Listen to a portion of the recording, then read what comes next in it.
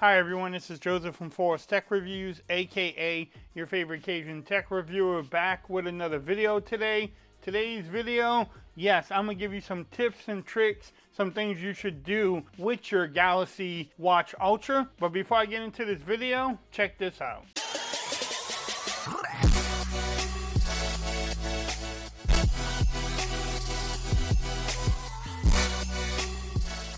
Okay everyone, so I'm back with another video today. Today's video, yes, I have some tips and tricks, some things you should do with your Galaxy Watch Ultra once you pick it up. Again, these are the things that I did and I'm doing right now. If you have any other tips or tricks, please share with everybody in the comments. We can learn from each other. So the first thing I want to talk about is this watch. You can get an LTE and Bluetooth. That's the only options. Doesn't just have Wi-Fi, or you have to get the LTE version. I don't have a plan on here, so what I did was I went into the settings. So you go down, and I can actually take this off and bring it closer. If you go scroll up to connections and scroll, it says mobile networks. You can always have it auto. So if you do have an LTE plan, you can have it switch. If you're not carrying your watch around, if you're not carrying your phone, it will switch over to your watch. Or you can have it always on, or you can turn it off. What I did was I turned it off because I don't have an LTE plan. I don't think I will ever begin an LTE plan, so I turned it off. Again, it's up to you on what you want to do. If you have the plan, then you may want to use it. I don't have a plan. I don't think I ever will pick up one. The other thing that I want to talk about is changing the home button. So if I hold the home button down, it will list or open up Google Assistant right here. So I can ask, what is the weather like? Whatever I want to do, what's the weather like in New York tomorrow?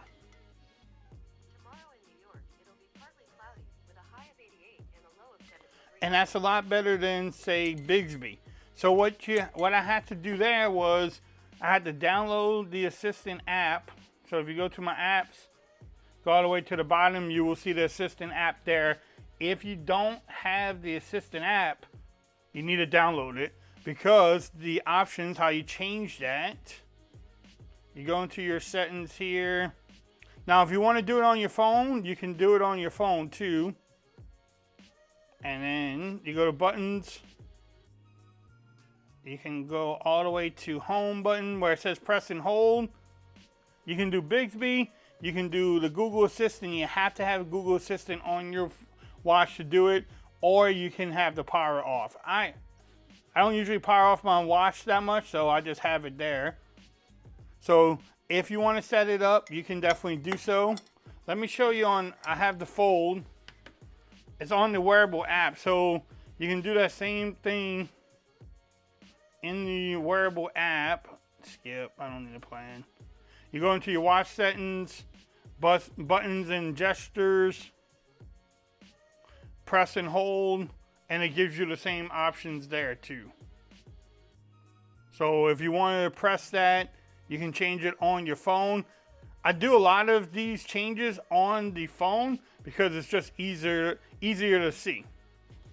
So let's keep this moving. Also, back to that, if the action button, so right now, if I just press it once, nothing happens.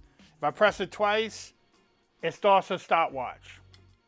You can change that in the settings. So I'm gonna go back to the wearable app.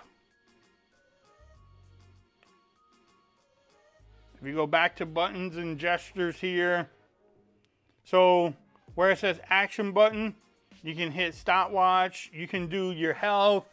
You can do flashlight, which will be just bright. But if you want to change it where it says start action with, you can either do a short press or double. I like double because that way I'm not getting in trouble by just hitting the button one time and it's turning on the flashlight, or it's turning on whatever I want to. So you can change it to whatever you want. And then what? If I do double press, you can turn on the flashlight, which gets really bright. The other thing with the action button, I showed this in the last 48-hour video. If you hold it down for like 5 seconds, it makes that awful beeping sound. You can actually turn that off if you wanted to too. The other thing, I still have some apps to remove. On here, but I went in here and deleted some of the bloat apps that they have for these watches, just because I don't want it to use up my battery. And I still have some more too. You can just click on it and delete them. But again, if this is not a big enough screen for you, that noise is aggravating. If this is not a big enough screen, you have the option, and this will change your screen. So this is pretty much that screen there. So I don't know what this commute is.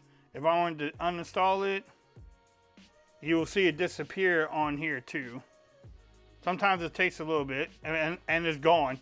If I wanted to change this around, I can change apps around. The ones I use more, I can move it to the top, and it will reflect on the watch too. So this is pretty much the app screen there. And then you just save it and you're good to go.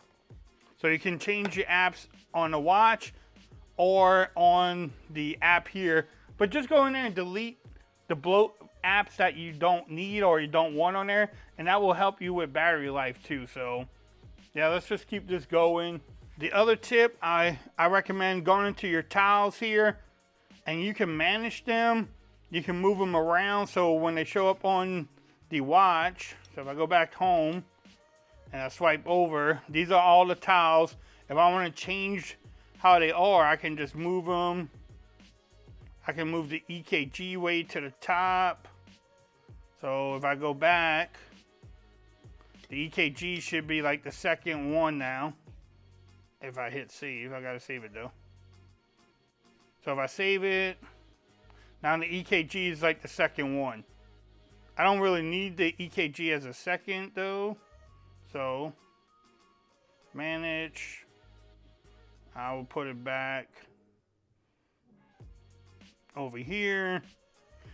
So you can go in there in the tiles. They have a bunch of them. Go in there and you can set up what you want, remove what you want on there, set it up the way that you like it, and pick the ones you want. So yeah, these ones are pretty cool. A lot of people was like hitting me up and trying to say how you can do the tiles, so I made a video on how to do it. All right, so another one that I always go into my app is notifications here. So if you go into notifications, right here it says show phone notifications on watch. Show alerts when the phone is not used, or show alerts even when the phone is in use. So I like it to have the alerts on my watch and on the phone at the same time. That might use more battery, but it's up to you. Make sure you change that to your likings. I think when you get the watch set up, it's like that, but I like it even when I'm using the phone. I like to get the notifications on my watch just to make sure that it's there too. You can go in here and do different things too, like turn on your screen every time you get a notification, which I wouldn't do that. That would probably kill your battery all the time. If every time you get a notification, your screen on your watch will turn on. So I wouldn't do that. A mute notification on phone, I wouldn't do that one either, but it's up to you. The other thing too is number 7 is app notifications. I don't like to get every notification that I get on my phone. I don't like to get them on the watch. I don't need to know if I'm getting a Twitter alert on my phone. I don't like to get it on the watch. So go through the app notifications. Make sure you turn off the ones you want turned off and turn the ones that you want on. I think when you first get the phone, everything is turned on. So I just went in there and turned the ones that I really wanted. I don't need a UPS notification. I don't need a YouTube notification. I'll get that on my phone when I turn on my phone if I'm using the watch at that time. So app notifications probably save your battery also. Then the other thing that I want to mention, and you can do it on here, is watch faces. Make sure when you go to watch faces, you can scroll down. You have a bunch of different watch faces on here. Make sure you go to more watch faces on Google Play and go through some of these and download them. You can actually go to different ones on here. There's free ones, there's ones that charge. There's a bunch of them down here. That one looks pretty cool. I might even do like a short every day and show the app, a new app or something, or a new watch face, and just try to show that off. But you can, there's so many different ones in here that you can choose from and just pick up whatever you want. Thought there was a way to pick out which ones you want, like top paid. So if you do top paid, you can actually top paid, or if you do top free ones, you can go through all the free ones too and get any watch face that you want on there. There's pretty cool free ones too, so make sure you pick the watch face that you want, because it's your watch. Definitely do so. The other one thing I can talk about is the sound and vibration here. So if I go to my settings on the watch, I like to have vibrate on. I don't really use the sound on the watch because I'm at work all the time, but I like to change the vibration from short to long and make it very strong, so that way I can feel the notifications that I'm getting on the watch at all times. You can change the vibrations. You can, I mean, there's so many things you can do in here, and go in there, play around with it, and make sure that you pick the ones that you want. Because when I first got it, it was vibrate, but it was very short and not weak at all. It was weak, so I went in there and made sure I made it my own. The last thing, one of the last things I want to talk about is that this watch, with the Galaxy Watch 7 Ultra, you have the ability to go ahead and detect sleep apnea if you want to, and also EKGs, but you have to set that up. If you buy the watch and you use it on a Samsung phone, you can do it. If it's any other phone, you can't. But you download the Samsung Health Monitor, and then down at the bottom, you hit sleep apnea, and apnea, I don't even know if I'm saying that right, and it will do it for 2 nights in a row to let you know if you have that problem or not. And it's FDA approved, they said. And you have some tips what to do before bed, when not to use this feature, how does the feature work. So you can take advantage of all those help things in here. It will even, in the app, the health app will like detect snoring. You can listen to your snoring in there. So I suggest setting that up, taking advantage of it, so that way you can get the most out of your Watch Ultra here, and make sure you do it.